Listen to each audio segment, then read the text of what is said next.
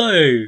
Today I'm discussing Final Fantasy IX, a game that immediately preceded a turning point in the Final Fantasy series, and proved in many ways a punctuation mark that bookended several conventions of the series and the accepted notions of a JRPG, which would hereafter be increasingly adapted, diluted, and evolved by Square in the years to come and into the present day. Now, for anyone familiar with the channel, you may be aware that I've discussed Final Fantasy IX before, but I think it warrants returning to for a couple of reasons. The first being that at the time of recording, we're about to mark the 20-year anniversary of the game's initial release. And looking back on it, and as I'll discuss, I think we can really appreciate, through the passage of time, what an anomaly this game was in its particular time and place, compared to everything else that's come out since. Secondly, like several Final Fantasies, Final Fantasy IX has seen ports to modern devices and various other platforms in recent years, and as such there's been something of a renaissance in its appeal among fans. And having personally returned to it immediately after playing the Final Fantasy VII Remake, it was a very interesting change of pace, and it was quite interesting to go back and look at this title, which is so divorced from the contemporary idea of Final Fantasy. And finally, the original Final Fantasy IX recording I did is actually quite terrible quality, so I think it's as good a time as any to update that, hopefully improve the audio quality, and include a few more observations that I might have missed out the first time around. So, jumping right in, Final Fantasy IX is generally acknowledged as a game that prefixed a myriad of changes in the way that Final Fantasy was approached and made. A new generation of hardware was right around the corner with the PlayStation 2. Squaresoft were about to merge with their rivals Enix. Series veterans Hironobu Sakaguchi and Nobuo Uematsu would soon depart the company, and a range of other factors that made Final Fantasy IX, in many respects, a farewell to certain traditions, and is in fact something that the game quite consciously plays up to by employing several tropes and aesthetics that hadn't been seen in Final Fantasy since, the much earlier games. Indeed, if we look at the trajectory of Final Fantasy up to this point, we have Final Fantasies 6, 7 and 8, which each utilised increasing elements of sci-fi and dystopian futurism in terms of setting and storytelling, and it seems the creative direction of the series had been to depart from the origins of a distinctly Western-influenced folklore fantasy with knights and mages and magic, and opt instead for something a little more modern and a little more different. And conversely, if we look at what followed Final Fantasy IX, we have a dramatic shift towards the new, and Final Fantasy X went even further to shake off the remnants of this Western fairy tale fantasy, along with employing voice acting, immediate action-based gameplay, and a certain cinematic linearity that divorced it and its successors thoroughly from everything that had come before. So, as such, Final Fantasy IX, even in its day, was a bit of a curio, and looking back on it now, having played more recent titles, such as Final Fantasy XV and the Final Fantasy VII Remake, we can really see just how much the game sticks out as an homage to the past. And as I've stated, it's this punctuation mark between old and new. But while a lot is often made of this distinction, I would also argue that while it is in many ways different in terms of world and characters, there are still strong thematic threads that make it quintessentially Final Fantasy. Particularly things like the relationship between nature and technology, the themes of identity, and so on, which I'll discuss shortly. Now, kicking off, it's worth talking about setting first and the art direction that's bound up with that, because Final Fantasy IX rather uniquely opted for a more light-hearted, abstract approach to its design, which is most evident, I think, in its characters' designs. And it's notable that where 9 offered this throwback gesture to the abstract sprites of Final Fantasy VII and the pixel artwork of games before that, which emphasised, the heads, the hands and the feet of characters, every game that followed Final Fantasy IX, from 10 onwards, has opted for a figurative approach to setting and character design. And even looking at Final Fantasy VIII, which immediately preceded 9, we can see this early inclination towards figurative realism begin to emerge. And looking back on it, it's evidently where the games were always heading, and it was perhaps only, technical limitations that obstructed this. So the departure from realistic design really distinguishes Final Fantasy IX from its peers. And while some, particularly comparing it with modern titles, might find the designs a bit kitsch or a bit goofy, I personally always felt that the visuals worked perfectly for the world and story, and trying to imagine Final Fantasy IX designed any other way, particularly figuratively, doesn't feel like it would quite work as well. And for example, part of the appeal of characters like Zidane and Vivi is this boyishness and this moral purity, which is augmented by the picture book character designs. And Steiner, as this clanking comic relief, is much more amusing as an abstract, cartoonish knight, rather than a more brooding, realistic one. And we need only look at Yoshitaka Amano's melancholic concept art to see how a more realistic approach could have potentially been followed for Final Fantasy IX's characters, and how that could have steered characterization, or at least, the player perception of these characters in a completely different and perhaps more serious direction. Further to this, we have the secondary cast and wider characters that populate this world. And perhaps more than any other Final Fantasy, 9 really indulged in anthropomorphic creatures in this game. And while many Final Fantasies have creatures particular to their worlds, such as the Shumi in Final Fantasy VIII, or the Ronso in 10, or the Viera in 12, Final Fantasy IX has quite distinct creatures, and quite a few distinct creatures dotted about, that are strangely analogous to the real world, such as hippo people, bird people, dog people, and of course the Burmesians, who are rat people. And again, I think it has a sort of whimsical, childlike vibe to it, and those that, like me, might have a hazy recollection of 90s cartoons, such as Arthur, The World of Richard Scarry, Bucky O'Hare, Rocko's Modern Life, all of these sort of things, even the Warner Bros. And the Looney Tunes stuff, it might feel somewhat familiar and comfortable to have this anthropomorphic world to inhabit. And as to that, finally, it's worth noting that while Yoshitaka Amano did the early stage concept work, as he usually did, the refined character designs weren't done by Tetsuya Nomura, but they were actually done by the lesser-known Square artist Toshiyuki Itahana.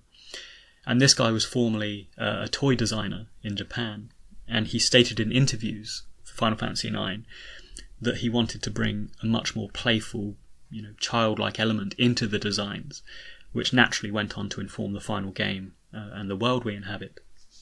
Beyond character design, we have the wider world and setting, which, as I say, has a sort of fairy tale picture book quality to it.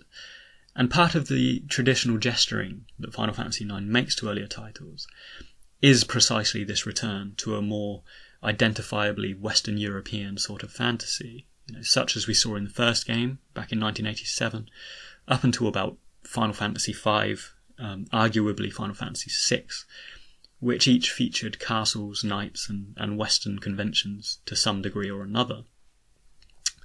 So what Final Fantasy IX did was amplify these aesthetics to a flamboyant pastiche of both, Final Fantasy of days gone by, but also a Western fairy tale heritage. And it's this melting pot of fantasy, but also historical time periods and cultural nods that make it quite unique and visually striking to this day.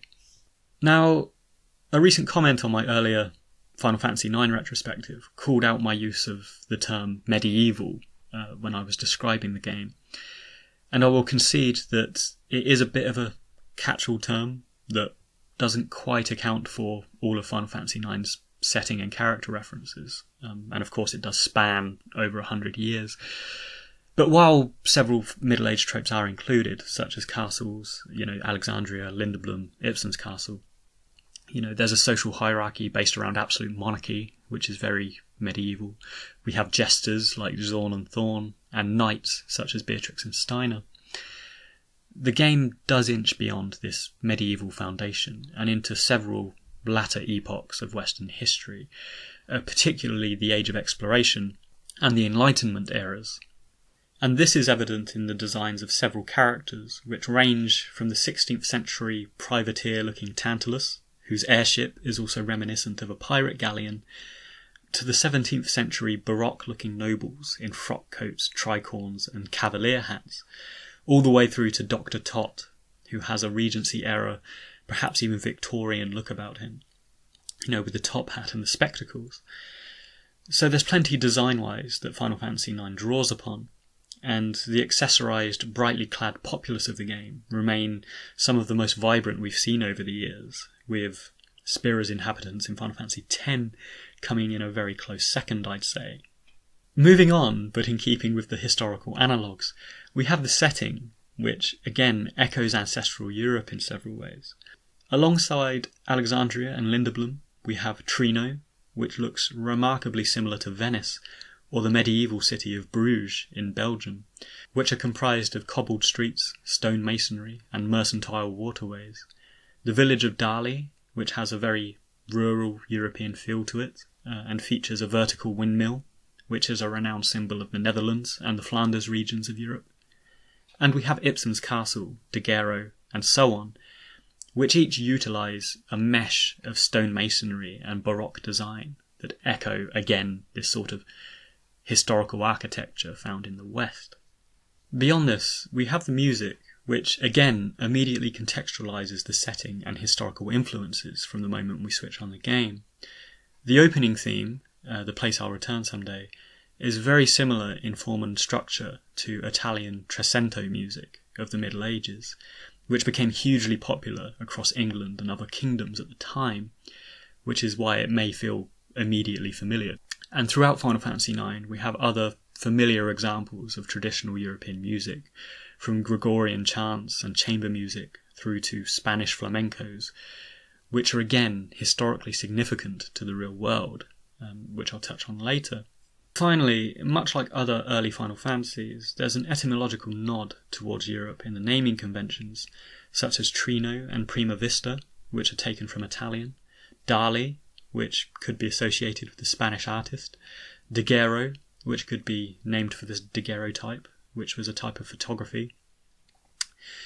And I think these names are no accident, and they play into the idea of this developing steampunk world, which is in the throes of a mechanised golden age with its missed technology.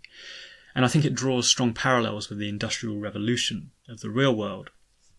For example, Trino is the Italian word for train, and the Industrial Revolution was epitomised in many ways, particularly in the UK, by the invention of the steam train, which naturally made the transfer of goods and people much easier. In similar fashion, we have Daguerreau, and as I mentioned, the daguerreotype was another major advance in technology at the tail end of the Industrial Revolution, which marked the invention of photography and the way in which images are made and proliferated. And finally, Dali. And while Dali was renowned as a painter, he was also an innovator and experimenter, with all manner of mediums and processes in the early 20th century. So I think the reference could once again slot into this idea of an advancing world and an increasingly mechanised world that Final Fantasy IX embodies quite uniquely. And what I love about the game is how it repackages the Industrial Revolution into an overtly fantastical and steampunk-influenced setting, which I think hinges heavily around Regent Sid, who is the airship engineer and the leader of Lindeblum, and also Kuja, who is a weapons manufacturer and a creator of the Black Mages. And through these two, we see the benefits and the drawbacks of technology being explored throughout the game events. Now, moving on to a final note on setting, or at least a symbolic influence on the setting, before we delve into character and story, we have a certain theatricality and Shakespearean edge apparent in the game, which I've noted in the past, and I think proliferates Final Fantasy IX quite strongly. Indeed, a recent comment on my Final Fantasy VI discussion suggested that 6 has a Shakespearean slant, which is augmented by its theatrical inclusion of the opera scene. And for my part, I also think several Final Fantasies nod towards theatre in several ways, particularly employing this curious story within a story scenario, such as the aforementioned Final Fantasy VI scene, the Gold Saucer date sequence in Final Fantasy VII, where we have Cloud and his date star in a play about a knight rescuing a princess. In similar fashion, we have Final Fantasy VIII, where Laguna stars in a movie as a sorceress's knight rescuing a sorceress.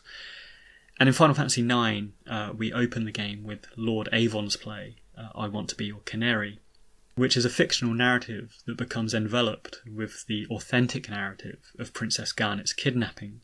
And this nested play, as it's often called, is prominent in Shakespeare's work, particularly Hamlet, A Midsummer Night's Dream, and The Taming of the Shrew, all of which features plays within the play that reflect or interlock with wider events affecting our characters. So I always found Final Fantasy IX was very consciously Shakespearean, and if we look at the intricacies of this opening act, such as Lord Avon being the famous playwright, this name plays to Shakespeare's hometown of Stratford-upon-Avon and his subsequent nickname as the Avon Bard, and the title of Lord might even perhaps nod to this controversial idea that Shakespeare was actually an aristocratic nobleman in Queen Elizabeth's court. And there's a controversial idea that's floated around for decades that doubts the authenticity of an individual called William Shakespeare, and regards it as a pen name used by an upper-class lord because it was unseemly for a noble to write plays at the time. But whether the name Lord Avon was trying to be quite so clever as that, I'm not sure, but it's interesting to note nonetheless.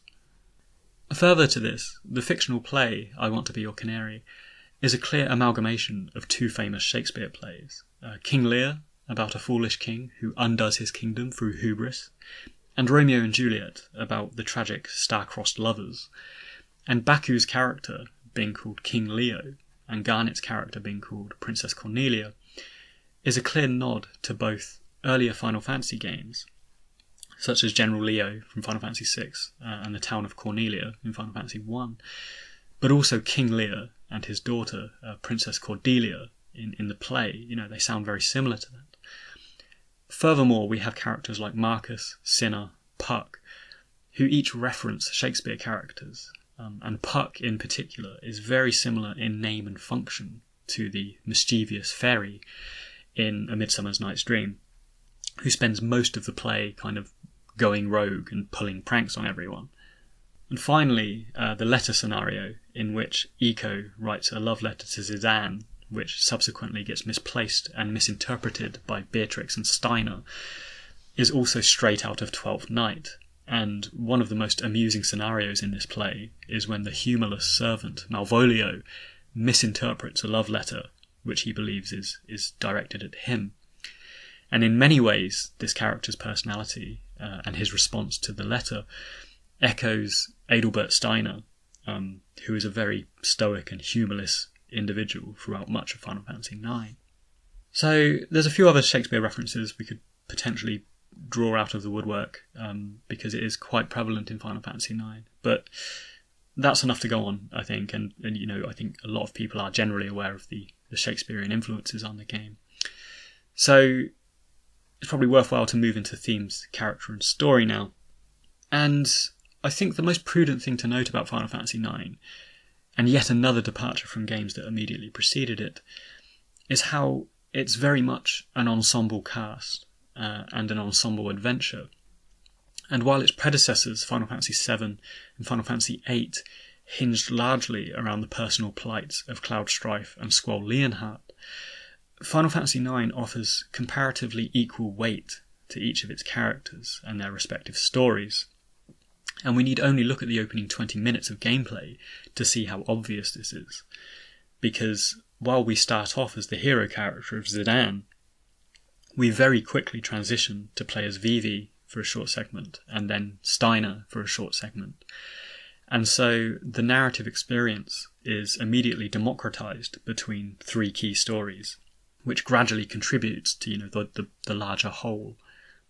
So while Final Fantasy VII, barring a couple of short reprieves, is generally told through the eyes of Cloud Strife, and 8 is told through Squall's eyes, and even Final Fantasy X, for example, takes it further and is literally narrated from the perspective of Tidus, we can see how Final Fantasy IX, by contrast, rejects this singular perspective in favour of an ensemble format that harkens back to Final Fantasy VI and the earlier Final Fantasies before that. Another facet of ensemble storytelling is the introduction of active time events, and these were interesting because while we're playing as Zidane or whoever we happen to be controlling, we periodically have the opportunity to cut away from the action and see what's going on elsewhere in the world. And for example, we see Vivi trying to emote with the Black Mages in a cutaway, or Garnet trying to act like a commoner in a cutaway, and various little vignettes that serve the purpose of both enriching the world and showing that things are happening outside of our immediate, perspective and the immediate action. But also it allows us to explore the personal themes and micro-narratives of the wider party, which is an important facet of the ensemble, and I'll touch on in a moment. But just before delving into characters and regarding the macro story itself, I'll touch on that briefly now, and I think it's very much a story of two halves, and it's quite controversial with some, because while it kicks off with a compelling pace and structure, where we have Queen Brane, who's been manipulated and turned a bit evil, we have the mysterious Kuja making periodic appearances, and we have this adventure that takes us through wonderful locations such as Bermesia, Trino and Linderblum. At around disc 3-ish, there's a step change where we start seeing the genome concept and the Terra planet feeding concept introduced, and it left quite a few fans kind of scratching their heads and wondering where this curveball came from. And it's prudent to note that Final Fantasy has historically made a habit of this, and even Final Fantasy I reaches a point about halfway through your medieval adventure where it introduces robots. So, they do have a penchant for being a bit kooky and a bit weird, and it's part of the endearing aspect of the games. But in Final Fantasy IX, it did confuse a few people, and exposition was mostly given through excessive dialogue exchanges. Basically we had this dialogue drop from Garland, rather than any foreshadowing or build-up, to the reveal of Zidane as a genome, for example. So I can understand the frustrations that some people have with this game and have with the central story. But as I say, I think this game is much more about the ensemble character journeys rather than the larger narrative and the kind of core story of the piece anyway. Now, earlier I touched on the fact that Final Fantasy IX is visually a much more light-hearted storybook sort of fantasy game, which it undoubtedly is in many respects. But despite this, it actually has some of the more poignant themes and character arcs that we've seen in the series that are quite self-reflective, introspective, and in some respects quite tragic. And once we start delving into these personal plights that affect our central party, the mood of the game really shifts into a bleaker direction that juxtaposes with the surface level jovialty and optimism of the setting, I think. Indeed, existential themes are prevalent in the PlayStation-era Final Fantasy games, and in their own ways, Final Fantasy VII, VIII, and IX each wrestle with the essential questions of being, identity, morality, and free will. In the case of Final Fantasy IX, we have a brilliant ensemble cast who each come to the stage embodying a particular worldview or emotional disposition, and the quote panels we see during the introduction of the game contextualise these as virtue, devotion, sorrow, despair, and so on. And so I think it's interesting that they approached the characters in this way, and were very upfront and obvious with the personal perspectives, obstacles, and emotions that these characters bring to the table. Because, much like the character synopsis you often find at the beginning of a stage play, it permits us to understand the characters prior to encountering them, and we can observe how they develop and respond to events over the course of the adventure. So, I may discuss Final Fantasy IX's cast in dedicated episodes in the future, as I have done with Final Fantasy VII and Final Fantasy VIII's characters, but it's worth touching on them here because so much of this game story is propelled forwards by the micro-narratives and the individual character arcs, rather than the macro story. And for example, where Final Fantasy X hinges almost exclusively around Yuna's pilgrimage, and most of the party is peripheral to this journey, Final Fantasy IX is about how each of the respective characters come to terms with the world from their aforementioned perspectives. And where Hironobu Sakaguchi stated that a major theme of Final Fantasy IX is life, which is obviously a very broad and ambitious subject to tackle, I think the idea of living, what it means to live, and how one finds purpose amidst, the slings and arrows of human experience, is what this game is about, and it's very well explored through the character arcs, from Garnet's devotion all the way through to Freya's despair. So, kicking off with Zidane, he is posited as the romantic lead in this game, and while Final Fantasy IX is an ensemble adventure, as I've stated, Zidane is very much the linchpin of the group, propelling things along with his enthusiasm and his encouragement. And indeed, Zidane's quote panel is the most optimistic of all the characters, stating, "Virtue, you don't need a reason to help people." And it is very much because of him that things get done, events unfold and personalities develop over the course of the game, with particular regard to Garnet and Vivi. As such, Final Fantasy IX became quite distinct from its predecessors, and this renewed take on a hero, because he's overtly outward-looking and encouraging rather than introverted and traumatized. And it was an intriguing departure from Final Fantasy VII and VIII.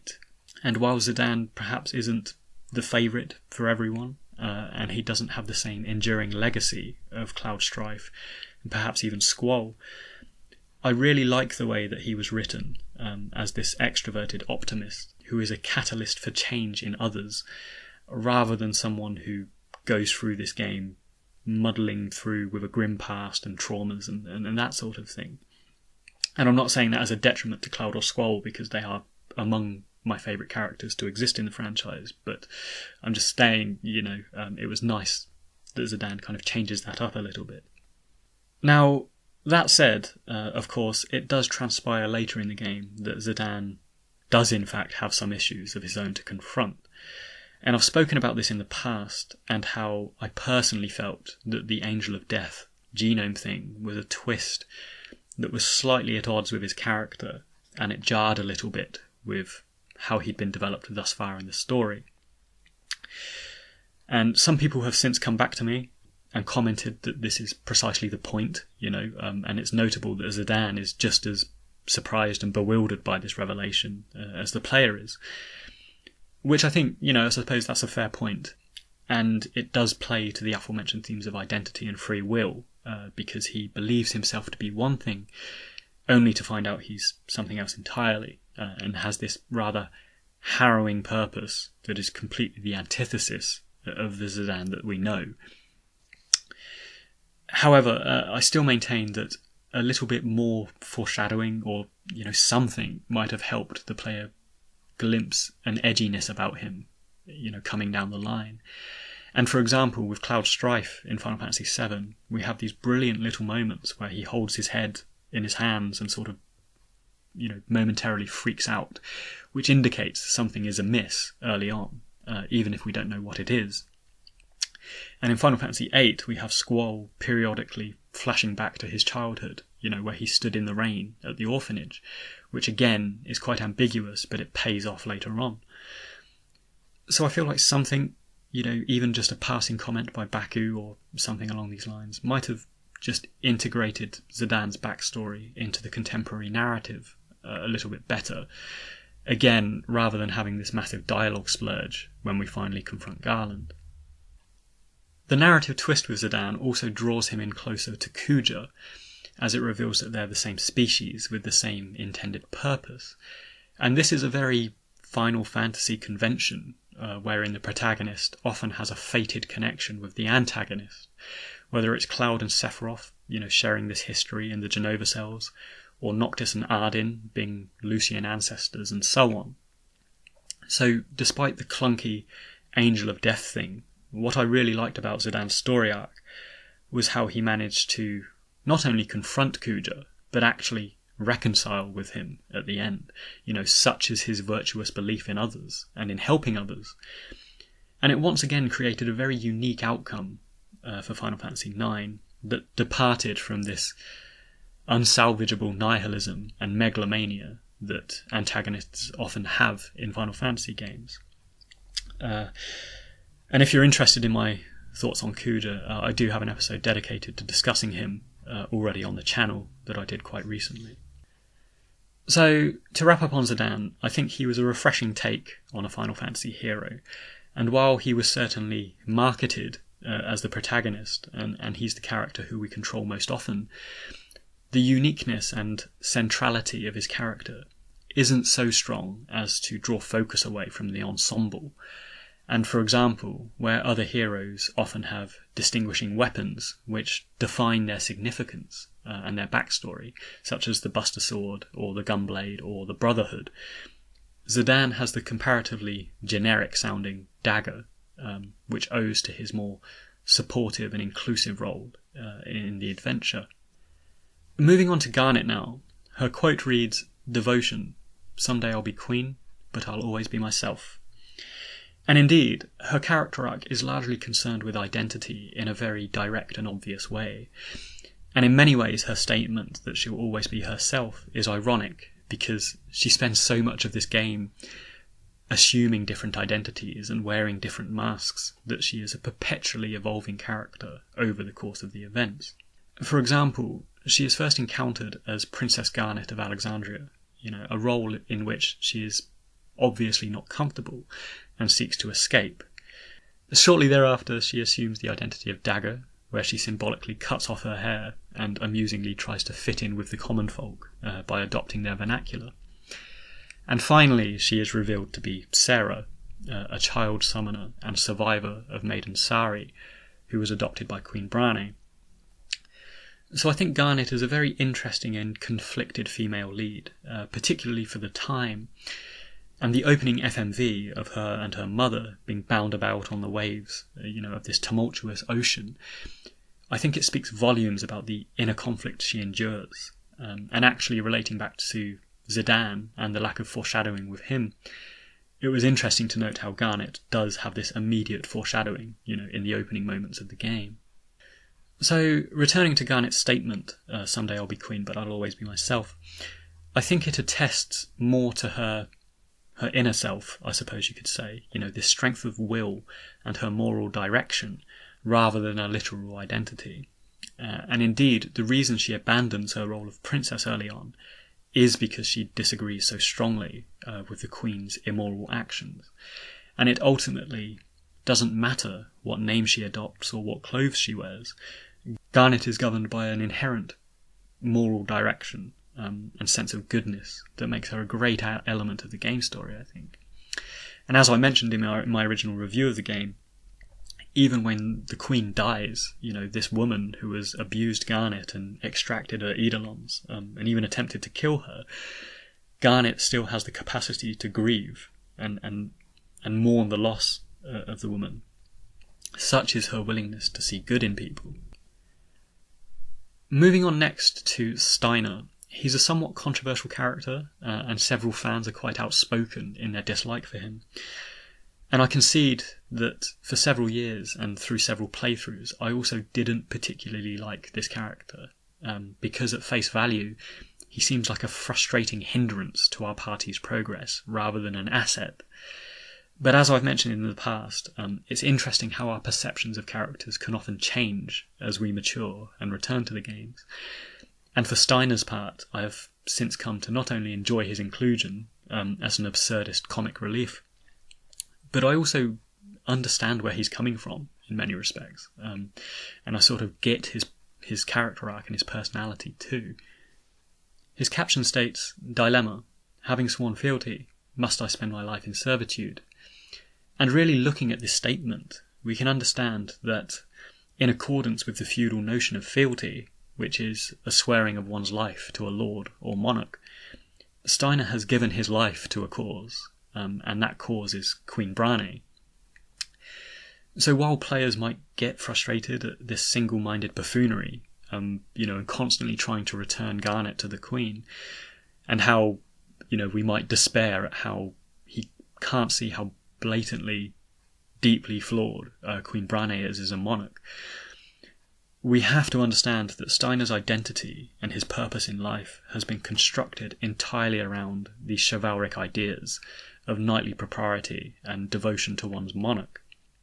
And if the monarch is not the embodiment of virtue and divinity, then for Steiner, the walls come crumbling down for his identity.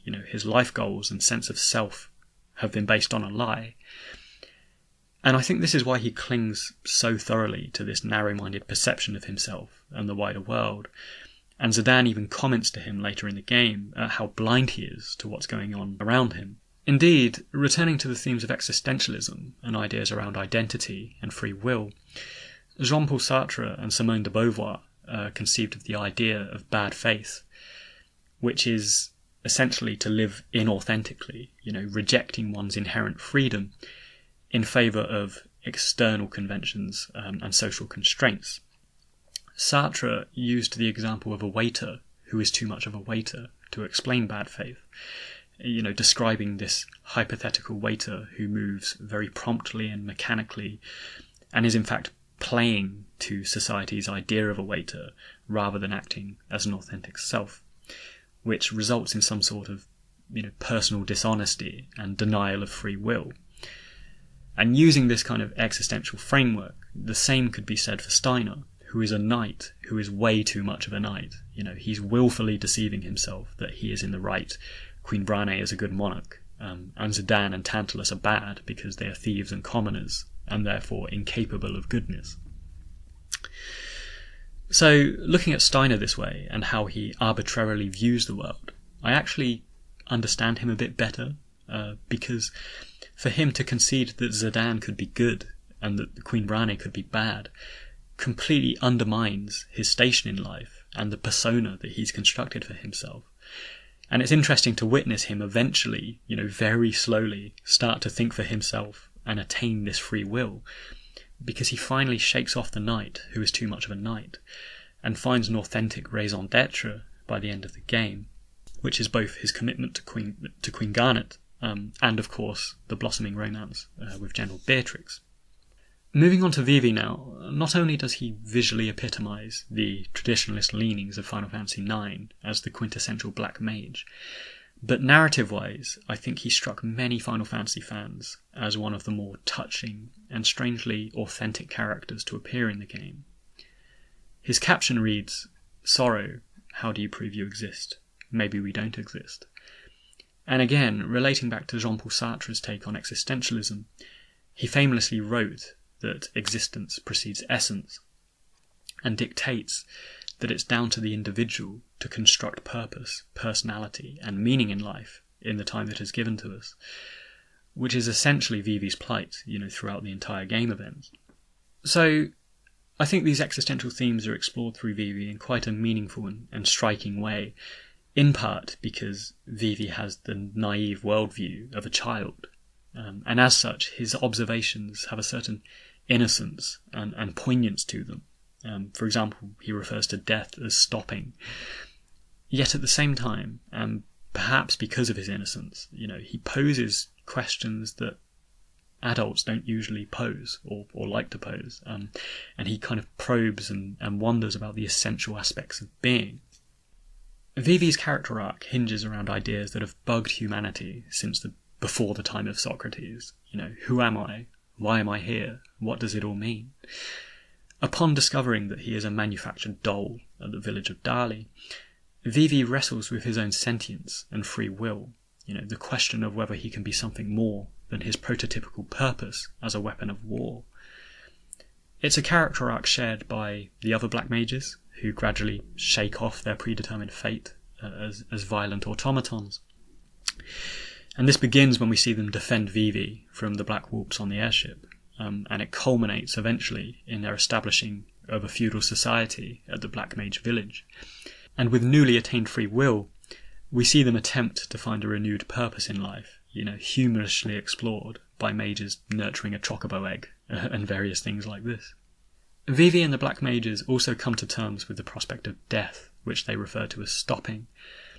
And in one of the more thought-provoking scenes, we see Vivi discussing this with Mr. 288 in the cemetery, and how several mages have stopped working without being sick or without being injured.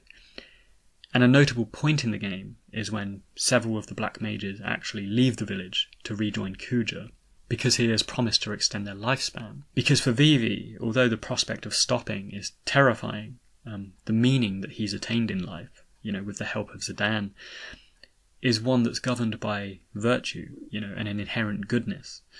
And as I stated in my original review, Vivi adopts this very Kantian mode of being, where living a moral life aimed at doing good for others is a life well lived. It's reason enough to exist.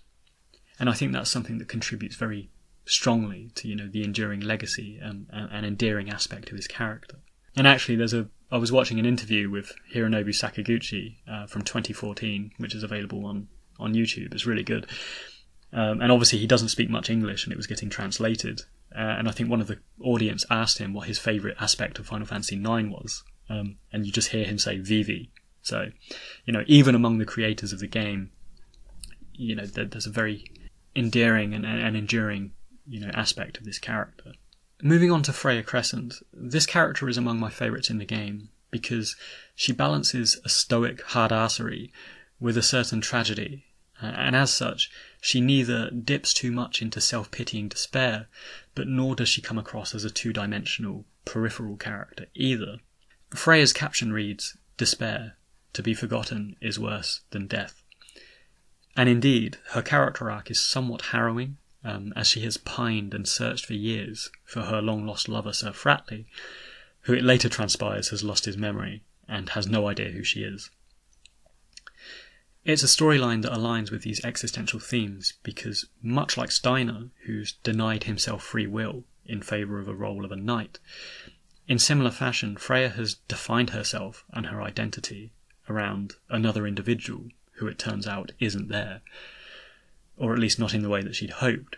So it's almost like a facsimile of self, almost similar to kind of how Cloud Strife has reconstructed himself at the beginning of Final Fantasy VII.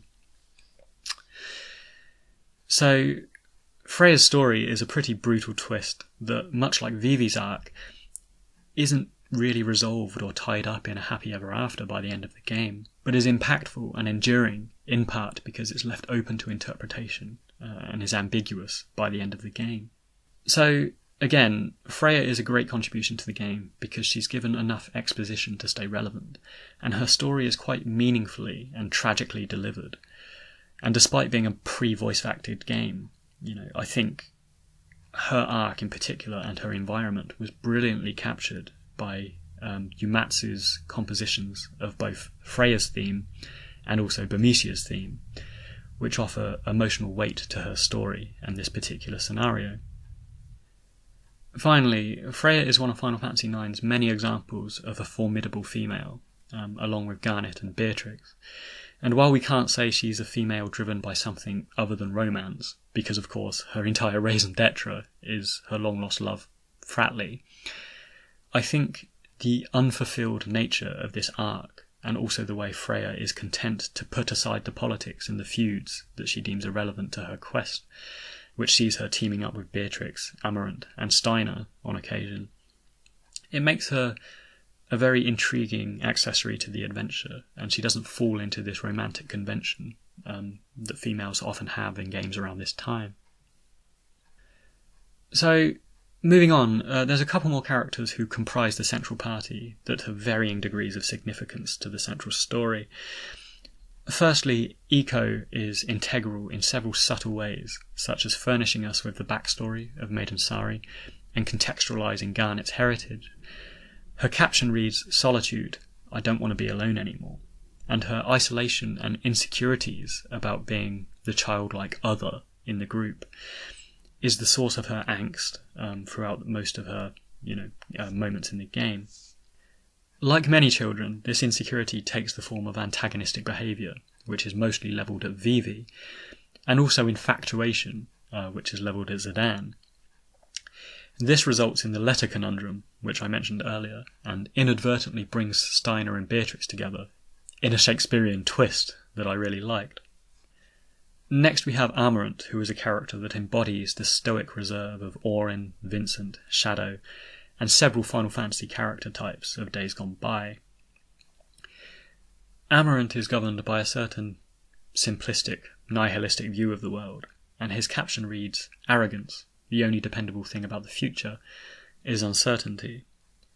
And I generally really enjoy Amarant's inclusion to the game, but he was simply an instance of a character that entered so late.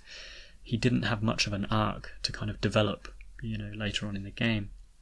That said, what we know of Amarant is that he is the antithesis of Zidane, and where the latter is open to discovery, open to adventure, and open to other people, Amarant is a very introspective and wantonly solitary individual who goes his own way. And this is evidenced on a couple of occasions when he opts to leave the party to do something for himself or do something his own way. And his intended story arc was to broaden his horizons and wake up to living life well, I suppose, which is found through this companionship with others. But as I say, I just think he suffered from being entered late into the game. Now, moving finally on to Quinn, we have another controversial character who in both looks and personality embodies a certain absurdity that is completely at odds with the more harrowing character arcs and wider trajectory of this story. But it's surprising the extent to which Quinna's inclusion does synchronise with the themes apparent in Final Fantasy IX. And while others are fraught with a search for meaning and identity, it's ironic that this bizarre creature is in possession of both and completely comfortable with its own identity and place in the world. Indeed, while Vivi, Zidane, and the others mostly resolve themselves to outward-looking Kantian virtue and a desire to do good, Quinna is the antithesis of this worldview, instead indulging in hedonistic desires and self-interest, which takes the form of food and gluttony, which are, very common metaphors for this kind of introspective view of the world. Quinna's caption reads, "Indulgence. I do what I want. You have problem." And I think this corresponds to, the aforementioned, gluttony and hedonism of this character. And it oddly reminds me of the character of Norman Barbadini in David Foster Wallace's novel The Broom of the System. And this guy is a character who represents, solipsism and desires to eat until he takes up all the space in the universe to create some ultimate selfhood. And it's interesting that of all the characters in the central party, Quinna is the one with a confidence in their own meaning and identity in life. It simply just happens to be at odds with the essential notions of goodness or conventional morality by which all the other characters are governed by. It's also prudent to note, and perhaps speaks volumes, that while Quinna has a clear sense of self, there is certainly nothing endearing or progressive about this personality type, and quite to the contrary, Quinna remains a stagnant, static character over the course of the game, owing to this selfishness and self-indulgence, which I find quite interesting, looked at in its own way. So that about wraps up the characters. And as I say, the reason I think they warrant precedence over the story is that it is very much about their personal plights and reactions to events that contribute to the wider whole of Final Fantasy IX, rather than this thread of story about, Kuja and Garland and that sort of thing. And as we've covered here, each of them brings their own personality and their own story to tell, which was a refreshing change from the previous couple of games. The big omission here is, of course, the main antagonist, Kuja. And as I've said, if you're interested to hear my thoughts on that guy, I have done an episode of him quite recently, which commits to discussing his significance and his character arc. Now, before I wrap up, it's worth touching on the score, as it's the last one that Nobuo Uematsu composed exclusively for a Final Fantasy title. And it's interesting how, instead of using conventional classical music as a basis for his compositions, which is generally used in games and media and movies because classical music is, has a sense of timelessness about it, and it prevents a piece from, feeling dated, Uematsu abandoned this and opted instead for a very medieval period score that brilliantly captured this sense of time and place, and again returns to these ideas of Europe that I mentioned earlier. And we have pieces like the Place I'll Return Someday, Rose of May, and Melodies of Life. And along with this, there are some really emotive character pieces, such as Freya's theme and Vivi's theme, which all work as great developmental tools, I suppose we could say, in a pre-voice acted game. So where these characters can't speak to convey their attitudes and their emotions, the music is a surrogate for that. And I think it works brilliantly in this game. Indeed, I've compared Final Fantasy IX with Shakespeare quite frequently, and where Shakespeare is regarded as capturing a full spectrum, of emotion and the human condition, I think Final Fantasy IX does this in its own way, which is brilliantly captured in the soundtrack. And what I mean by this is we have these beautiful emotive pieces like Bermesia and Melodies of Life, but we also have the comedic, offbeat and somewhat goofy tracks, such as Steiner's theme, We Are Thieves, the Tantalus theme, and Jesters of the Moon, which also enrich the setting and the quality of this adventure to a huge degree.